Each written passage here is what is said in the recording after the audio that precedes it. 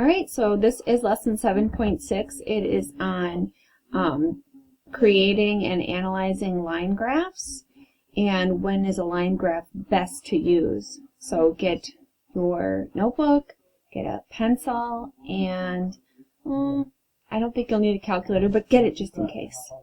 All right, so 7.6. A line graph uses line segments to connect data points, and the result is a visual record of change over time. The best time to use a line graph is if you want to show change over time. In your notes, write line graph and then put use to show change over time. So if there's a multiple choice question that says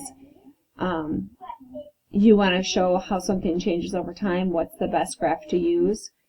A line graph is the best for change over time. Alright, so we're going to start by making a line graph of as time changes, how is the temperature changing? Okay, so first you want to do is make an L shape. Okay, and you want to look and see how is the time changing, and then how is the temperature changing, what's the smallest number, and what's the largest. Okay, and then we're going to decide what is our scale going to be for each of these. So whatever is on the top of the table or on the left goes on the x-axis. So time goes down here. And whatever is on the bottom or on the right of a table goes on the y-axis. So that will be time over here. Sorry, temperature.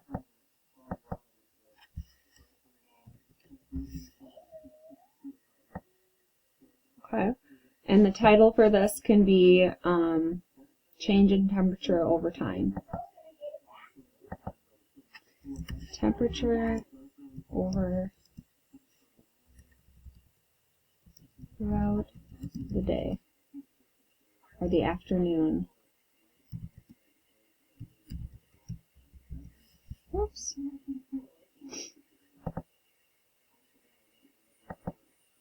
Okay, so that'll be our title. You come up with that, or whatever title makes sense for the situation. Okay, and our time is going up by 2-hour increments. So I'm going to keep the scale the same and just go up by 2-hour increments. So I'll write down those times. 11, 1, 3, and 5. Okay, and then I don't really have enough room here because I'm trying to draw with a mouse pad, but you would write AM, PM, PM, PM. Okay, and then my temperature, my smallest is 80 and my largest is 92. So I don't want to start at 0 and then go all the way up to 80. My line graph is going to be kind of weird. It's not going to have anything at the bottom. So I can make this zigzag line called a break, since I don't have any numbers from 0 to 80, and then just start with 80 right here after the break. And then I'm going from 80 to 92, so that's a difference of 12. So I could go 80, 85, 90, 95. I could go up by 5, so I would have enough room there. It'd be spread out nicely. And these are in degrees Fahrenheit. So you could put here in parentheses in degrees Fahrenheit. Okay, so for a line graph, you then plot the points. So at 11 o'clock it was 80 degrees. At 1 o'clock it was 88. At 3 o'clock it was 92 degrees. And then at 5 o'clock the temperature went back down a little bit to 89. And then we connect the dots with straight lines. Okay. We don't come from the origin here because we don't have 9 o'clock as a time. We just start at 11 o'clock. Okay, during which 2-hour period did the temperature change the most? So when the temperature changes the most, you'd have the most difference between the temperatures. Here the difference is 8, here the difference is 4, and here the temperature goes down 3 degrees. So when the temperature changed 8 degrees is when it changed the most. And if I look at this graph, it's where the line segment is the steepest. So where did it change the most? Your answer would be between 11 and 1. Between 11 and 1, it changed. Changed 8 degrees. So there's my answer for that section. Okay. Alright, next I have a line graph that's already drawn, and they're asking me some questions. Use the Florida population graph to estimate the population of Florida in 1950. So I'm estimating,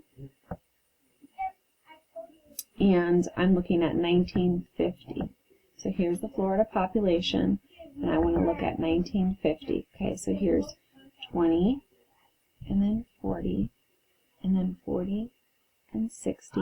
So this is going by 20s, so 1950 would be right here, right smack dab in the middle. And what I'm going to do is draw a line going straight up to the graph, the orange line. And once I hit the orange graph, I want to stop like that. And then I want to go over to the y-axis so I can see what is the population. Okay, so at 1950, an estimate of the population would be, well, if this is 0 and that's 5, it's about 4 million. That's an estimate. So if yours is close to 4 million, that's fine. Around 4 million.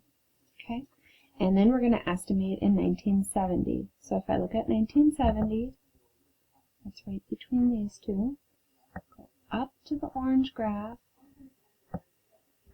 Go over from that point to the y-axis. And it's right between 5 and 10. So that would be about 7.5 million. It's an estimate.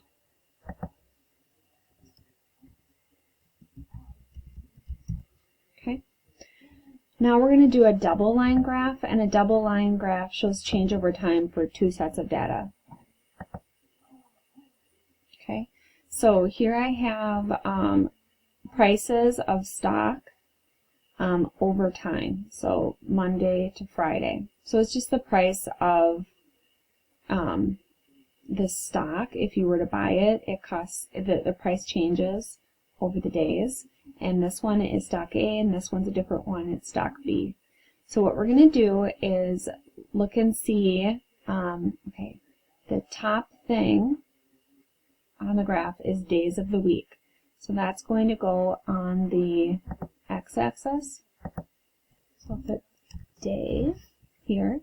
And then on the y-axis, it is price of the stock.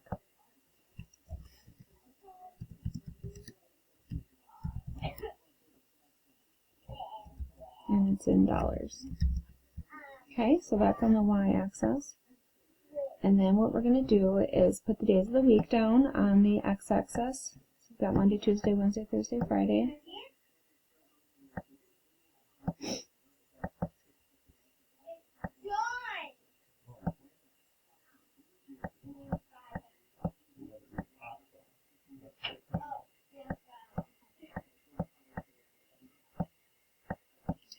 Okay, and the price of our stock, the smallest price is $6 and the largest is $14.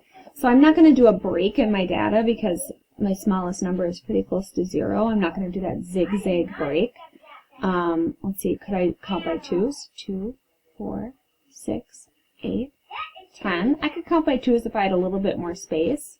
I could do, I could count by 5s or by 3s. I'm going to count by 3s. $3. So 3, 6, 9, $12, and then 15. And then we're going to plot the points, but we need to make a key because we have stock A and stock B. So stock A, I'm going to make, here's my key. Stock A will be a red dot.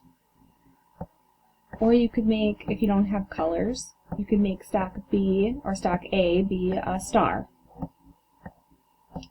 I'm going to make mine be a red dot. And then stock B, I'll make blue. Or you could make stock B be a heart.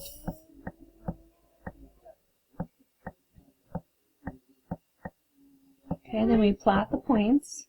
So I'll start with stock B because that's what I have my color on right now. So stock B on Monday was $6.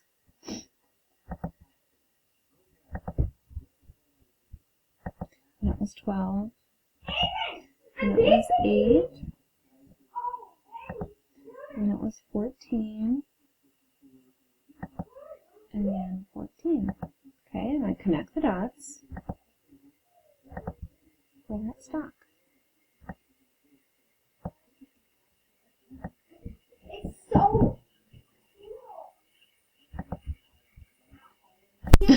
Okay, now I'm going to do stock A in red. So stock A is 10, and then 9, and then 11, and 10, and then 8. And then connect the dots.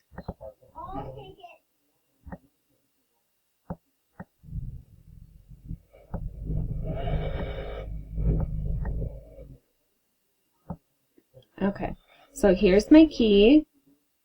Here's these two. Doesn't ask me to answer any questions. There's my double line graph. Seems like stock A is more stable. It hasn't changed as much, and stock B has gone up and down a lot. Okay, that is it. I will stop recording.